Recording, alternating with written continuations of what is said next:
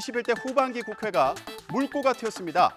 여야가 상임위원장을 합의에 선출하기로 하면서 극적으로 국회 공전도 마무리된 건데요. 이에 따라서 35일 만에 본회의를 열고 후반기 국회의장단을 선출했습니다. 국회의장으로 5선의 김진표 의원, 그리고 여당목 부의장에는 5선의 정진석 의원, 그리고 야당목세 부의장에는 4선의 김영주 의원이 선출됐습니다. 자, 이렇게 국회 문은 열렸지만 아직 상임위 배분과 사개특위 구성 문제 등 난제가 남아 있습니다. 또 가장 중요한 민생 챙기기도 앞에 놓여 있는데요. 이경국 기자가 전망해봤습니다. 먼저 여야 모두 법 개정으로 유류세 법정 인하폭을 50%까지 확대하겠다고 밝힌 상황. 유류세를 더욱 탄력적으로 운영하기 위해서 교통에너지환경세법 일부 개정안을 제출하도록 하겠습니다. 유류세 탄력세율 추가 인하 등 입법과 정유세의 초과 이익을 최소화하거나 기금 출연 등을 통해 환수하는 방안을 직장인의 식대 비과세 한도를 10만 원에서 20만 원으로 늘리는 밥값 지원법을 두고도 공감대가 형성된 상태입니다. 하지만 새 정부의 경제정책 방향을 두고는 이견이 여전합니다. 특히 법인세와 증권거래세 인하를 두고는 이른바 부자감세 공방이 이어지고 있습니다. 법인세 인하 등 투자를 촉진하여 지속적 일자리를 창출하고 경제 성장률을 높여 국가의 부를 키워 국민의 실질적 소득이 증가할 수 있도록 경제 강자들에 대한 감시와 감독의 채찍을 거두겠다. 그렇게 되면 경제 활력이 불어넣어질 것이다. 이거 효과가 없는 것은 너무 검증되었지 않습니까? 이런 가운데 선관위가 정치자금법 위반 혐의로 수사 의뢰한 김승희 보건복지부 장관 후보자는 결국 자진 사퇴했습니다. 이후에 윤석열 대통령은 박순애 부총리 겸 교육부 장관 후보자와 김승겸 합참의장 후보자의 임명을 강행했는데요. 두 사람 모두 인사청문회를 거치지 않은 만큼 민주당은 국회와 국민을 무시한 거라면서 맹비난했습니다. 박수정 기자가 전해드립니다. 김승겸 의장은 그동안 큰 결격 사유나 의혹이 불거지지 않았다는 점에서 임명 가능성이 점쳐졌지만 박순애 부총리는 음주전력뿐 아니라 논문 중복게재 의혹에 갑질 논란까지 제기돼 임명하기엔 부담이 따른다는 분석이 있었는데 모두 임명한 겁니다. 대통령실 관계자는 국가교육위원회가 곧 출범해야 해서 박 부총리의 임명 여부를 더 기다리기 어려운 상황이었다고 배경을 설명했습니다. 여러 논란에 대해선 일단 본인이 사과했다면서 청문회에서 소명할 기회가 없었지만 일로서 해명 이상의 결과를 보여줄 것으로 기대한다고 덧붙였습니다. 이에 대해 국민의힘은 아직 교육부총리가 임명되지 않은 건 국가 손실이라며 윤 대통령의 결정을 국민이 널리 이해할 것이라고 엄호했습니다.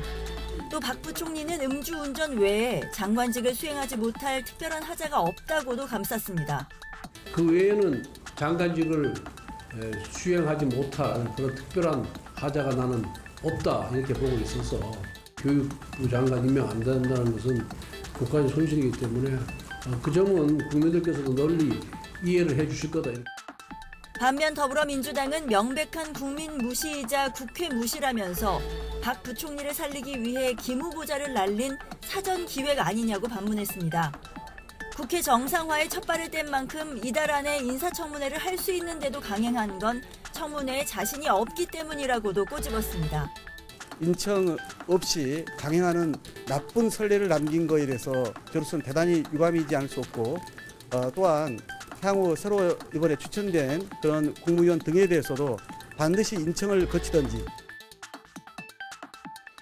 여기에 더해서 새로 지명한 송웅열 공정거래위원장 후보자는 성추문이 드러나면서 부실검증 논란이 재현되고 있습니다. 지난 2014년 제자 100여 명과 저녁 자리에서 만취해 학생들의 외모를 품평하는 등 막말을 했다는 논란이 있습니다. 이 사건은 발생 당시에 이미 언론에 보도되기도 한 사안입니다. 대통령실은 검증 과정에서 발언 경위와 구체적인 내용을 확인했다면서 후보자가 사과한 것으로 학교에 별도 처분이 없었던 점 등을 고려했다고 설명했는데요.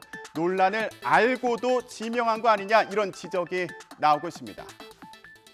자, 인선 문제를 두고 여야 공방이 예상되는 상황인데요. 국민의힘의 내홍은 좀 잠잠해졌을까요? 오히려 사태가 악화하고 있는 걸로 보이네요. 이준석 대표 징계 논의를 위한 당 윤리위를 앞두고 지도부 대립이 더 심각한 수준으로 치닫고 있습니다.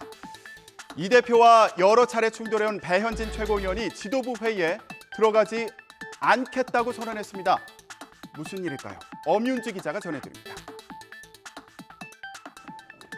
이준석 대표와 티격태격 갈등을 빚어온 국민의힘 배현진 최고위원이 월요일 아침 최고위원 회의에 나타나지 않았습니다. 의원총회와 본회의까지 빠진 배현진 의원은 언론 인터뷰를 통해 작심 발언을 쏟아냈습니다. 이 대표가 성상납 의혹과 관련해 명확히 입장을 밝혀야 한다. 나 뜨겁다면서 이걸 모르는 척 회의장에 앉아있을 수는 없었다고 강조했습니다. 악수 거부 논란의 공개 설전까지 배현진 최고위원은 이준석 대표와 사사건건 충돌해 왔습니다. 본인이 제일 많이 하셨어요, 여태까지. 언론에 나가서 얘기 제일 많이 하셨다고요. 잠깐. 네, 지금 내가 있구나. 자, 비공개하겠습니다. 좀 도와주세요. 여기에 나아가 이 대표를 둘러싼 의혹이 풀리지 않으면 앞으로도 최고위에 들어가지 않겠다면서 압박 수위를 더 끌어올린 겁니다. 박성민 비서실장 사퇴에 이어 친윤계의 고립작전이 지도부로 번졌다는 해석이 나왔고 이준석 대표는 최고위 모두 발언을 건너뛰었습니다. 언론 앞에서 거침없던 태도도 온데간데 없이 종일 입을 닫았습니다. 최고위에 불참했다고 했는데 그거 관련해서 혹시 말씀해 주실 수 있을까요? 그 윤리 앞두고 분위기를 좀 몰아가려는 거 아니냐 뭐 이런 식으로 얘기가 나와서요. 혹시 어떻게 생각하시는지. 친윤계를 향한 일종의 항의 또는 침묵 시위로도 읽혔습니다. 이준석 대표 침묵의 의미는 뭘까요? 잠시 후에 짚어보겠습니다. 자, 더불어민주당은 전당대회 준비가 한창인데요. 민주당은 당권 도전을 선언했던 박지현 전 공동 비대위원장의 전당대회 출마가 불가하다고 결론을 내렸습니다. 이재명 의원은 아직 출마 여부를 밝히지 않은 가운데 먼저 출사표를 던진 90년대학번 70년대생 97그룹의 이 의원을 향한 공세가 거세지고 있습니다. 김승환 기자가 전해드립니다. 박지원 전 비대위원장이 소중한 더불어민주당의 인재이지만 예외를 인정할 불가피한 사유를 발견하지 못했다. 이에 대해 박 전 위원장은 당 지도부와 이재명 의원이 무엇이 두려운 거냐면서 다원주의에 기반한 대중정치를 포기하고 폭력적 팬덤 정치로 쪼그라드는 길을 선택했다고 강하게 비난했습니다. 이로써 8월 전당대회는 이재명 대 97그룹 간 대결로 굳어지는 분위기지만 이 의원은 첫 본회의 참석 뒤에도 무건 수행을 이어갔습니다. 언제쯤 그 출마 의사 확정하실지. 97그룹 주자들은 출마 여부에 입을 닫고 있는 이 의원을 연일 때리며 존재감 부각에 나섰습니다. 어대명이라는 말에 대해서 약간 좀 불쾌합니다.